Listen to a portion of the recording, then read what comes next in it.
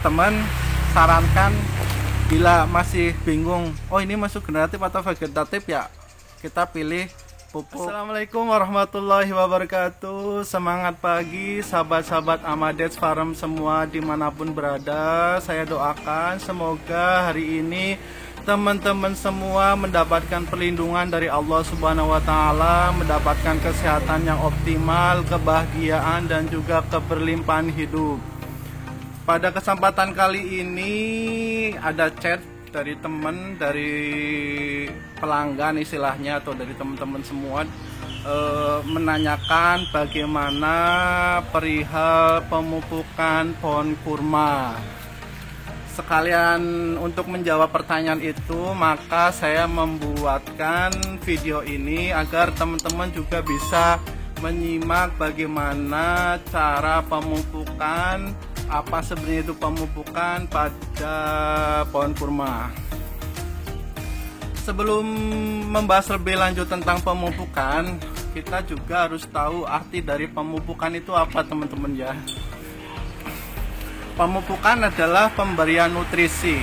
Istilahnya kita sebagai manusia pemberian suplemen makanan lah.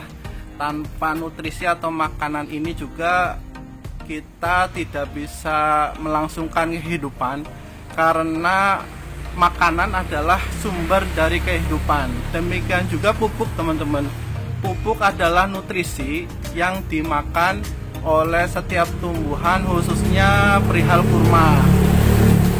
Pupuk sangat dibutuhkan bagi kurma. Untuk itu kita juga harus mengenal apa sebenarnya pupuk itu. Yang kedua, bagaimana cara memberikannya, dan bagaimana kriteria kita memberikan pemupukan pada pohon kurma.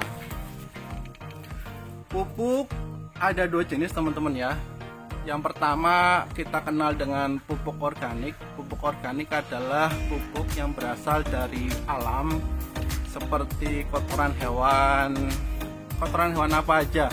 Mau ayam, mau kambing, mau sapi, mau kelinci, apapun itu disebut kotoran hewan, kotoran organik. Dan juga kotoran yang berasal dari tanaman seperti kompos, daun-daunan, kompos dari buah-buahan, itu semua termasuk jenis pupuk organik.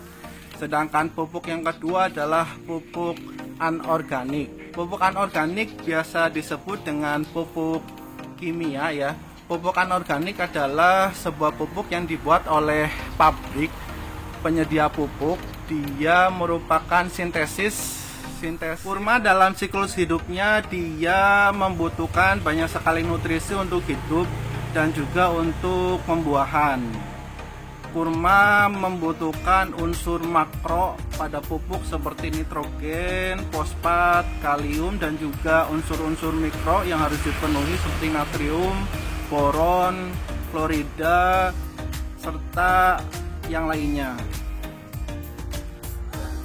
Setiap tanaman hidup, setiap tumbuhan-tumbuhan dia memiliki fase dalam siklus hidupnya. Pohon kurma juga sama, yaitu dibagi menjadi dua fase, yaitu fase vegetatif atau biasa kita kenal dengan fase pertumbuhan. Yang kedua adalah fase generatif yang biasa kita kenal dengan fase pembuahan. Pemupukan lebih baik dilakukan secara organik karena dia bersifat alam, tidak menyimpan banyak residu-residu kimia, dan juga sangat baik untuk pertumbuhan tanaman kurma kita. Dengan fase vegetatif yaitu fase pertumbuhan pohon kurma, di mana pohon kurma itu dalam proses pertumbuhan dan perkembangan. Istilahnya adalah tumbuh kembang pohon kurma. Dalam fase ini sangat dibutuhkan pupuk organik dan juga pupuk anorganik, khususnya tinggi nitrogen, agar pertumbuhan pohon kurma vegetatif ini berjalan secara maksimal dan juga semua kebutuhan dari proses ini terpenuhi sehingga kurma tumbuh dengan baik. Jadi ketika pemberian fase pada pohon kurma vegetatif diberikan kohe sapi atau kohe kambing ataupun ayam, dan juga pemberian pupuk anorganik dengan unsur mikro nitrogen lebih tinggi, dan juga dilakukan perawatan yang maksimal agar pohon kurma di fase ini mengalami pertumbuhan dan fase generatif pohon kurma, yaitu ditandai dengan munculnya mayang kurma atau bisa ditandai dengan bonggol kurma yang sudah tumbuh besar, sudah semok, sehingga dia kelihatan bisa memunculkan tandan buah dan juga bisa memunculkan mayang kurma, sehingga bisa ditandai pohon ini sudah siap untuk produksi. Pada fase generatif ini, pupuk yang paling dominan kita berikan adalah untuk merangsang keluarnya bunga, disarankan dengan pupuk makro tinggi fosfat. Dengan memberikan pupuk tinggi fosfat, yakni pupuk fosfat dia memiliki fungsi selain tentang perakaran, pupuk fosfat juga berperan dalam memacu pengeluaran bunga pohon kurma. Sehingga apabila kita di fase ini kita memberikan pupuk tinggi fosfat tentunya dengan kadar yang tepat, yang sesuai, otomatis proses dari generatif pohon kurma ini akan cepat dimulai. Jangan dibolak-balik teman-teman ya. Ketika kita masuk generatif tinggi N, itu terus vegetatifnya terus jalan. Jadi selain pupuk fosfat pada fase generatif ini, kita juga bisa menambahkan tinggi kalium untuk mempercepat proses pembuahannya. Selain fosfat untuk memicu tumbuhnya bunga, kalium juga untuk mempercepat proses pembungaan dan proses pembuahan agar si buah dan mayang ini tidak rontok, agar buah ini terisi dengan baik dan rasanya lebih manis. Untuk cara pemberian pupuk pada pohon kurma sangat simpel teman-teman ya. Untuk pemberiannya kita lihat tajuk daun pada ujung pohon kurma. Tajuk daunnya yaitu di paling ujung pohon kurma dia jatuh, itu biasanya tajuk daun. Kenapa harus pemupukan di bawah tajuk daun? Karena di bawah tajuk daun pohon kurma di situ terdapat serat-serat halus akar yang berfungsi untuk penyerapan pupuk secara optimal. Itu adalah daerah paling bagus untuk dilakukan pemupukan. Dengan cara kita membuat lingkaran sekeliling pohon kurma, bikin seperti selokan, kita masukkan pupuk organiknya seperti kohe ataupun pupuk anorganiknya. Dan juga misalkan terlalu ribet, kita juga bisa membuat sebuah seperti paralon atau bekas minuman air mineral, kita tanam di ujung tajuk daun, lalu kita masukkan pupuknya. Kita bolongin bagian akarnya, bagian bawahnya supaya bisa diserap oleh akar pohon kurma. Cara pemberian pupuk pada pohon kurma baik organik maupun anorganik dibagi menjadi 3 macam teman-teman ya. Yang pertama adalah dengan cara ditabur sekeliling pohon kurma, yang kedua dengan cara dikocor, yang ketiga dengan cara yang disemprot. Cara yang ditabur biasa disebut kita dengan metode slow release, biasa kita gunakan ya bila kita pemupukan dalam jangka waktu 3-4 bulan. Penaburan pada pohon kurma baik kohe ataupun pupuk anorganik, dia memiliki metode penyerapan yang lebih lama daripada dikocor. Biasanya kita memberikan pupuk jadi ditabur sekeliling pohon kurma lalu ditutup, ini membutuhkan waktu untuk sampai hancur antara 3-6 bulan, sehingga sekali kita pupuk 3 atau 6 bulan lagi kita pupuk lagi. Berbeda dengan cara dikocor. Biasanya kita melakukan pengocoran dengan komposisi 1:10. Misalkan 1 gram pupuk anorganik dibanding dengan 10 liter air. Kita lakukan fast release. Bila kita menginginkan penyerapannya cepat, terjadi perubahan pada pohon kurma, kita lakukan fast release dengan cara pengocoran.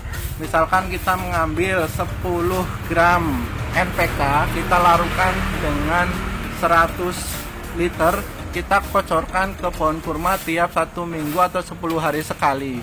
Sedangkan cara yang ketiga adalah cara penyemprotan. Kita lakukan penyemprotan pada batang, daun, dan pelepah kurma dengan menggunakan pupuk. Misalkan fase vegetatif adalah pupuk daun, sedangkan fase generatif adalah pupuk bunga. Apabila teman-teman masih bingung bagaimana cara menggunakan pupuk anorganik pada pohon kurma, saya kasih solusi yang bisa diberikan untuk maintenance pemberian pupuk anorganik pada pohon kurma. Pupuk maintenance ini diberikan bisa untuk usia di atas 1 tahun atau di atas 1,5 tahun. Jangan diberikan pada pupuk di bawah 1 tahun. Pada umur pohon kurma di bawah 1 tahun sebaiknya kita berikan pupuk full organik agar dia bisa tumbuh dengan baik, agar medianya juga tidak terlalu terganggu. Untuk bibit di atas 1 tahun atau di atas 1,5 tahun, untuk maintenance-nya daripada bingung, bisa menggunakan pupuk NPK 15-15 atau NPK 16-16-16. Ini bukan promosi teman-teman ya, ini adalah sampel. Ini pupuk NPK 16-16, ini bagus untuk maintenance teman-teman ya. Nitrogen, fosfat, dan kaliumnya dia seimbang, sehingga untuk maintenance pohon kurma fase vegetatif maupun generatif dia masuk teman-teman ya. Kenapa bisa dipilih dengan NPK seimbang? Karena dia nutrisinya sudah tercukupi, semuanya hampir ada.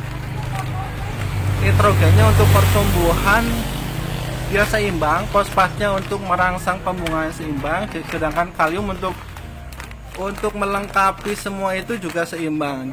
Selain itu juga pupuk ini juga dilengkapi dengan pupuk mikro, sehingga disarankan daripada bingung-bingung mau pakai pupuk apa, mau pakai jenis yang apa, sarankan untuk maintenance. Kita bingung ini pohon masuk vegetatif atau generatif. Toh dia masuk vegetatif, pakai NPK 15-15 atau 16-16 juga masuk. Oh, ini pohon udah masuk generatif, dia juga masuk. Jadi untuk teman-teman sarankan bila masih bingung, oh ini masuk generatif atau vegetatif, ya kita pilih pupuk anorganik yang seimbang teman-teman ya.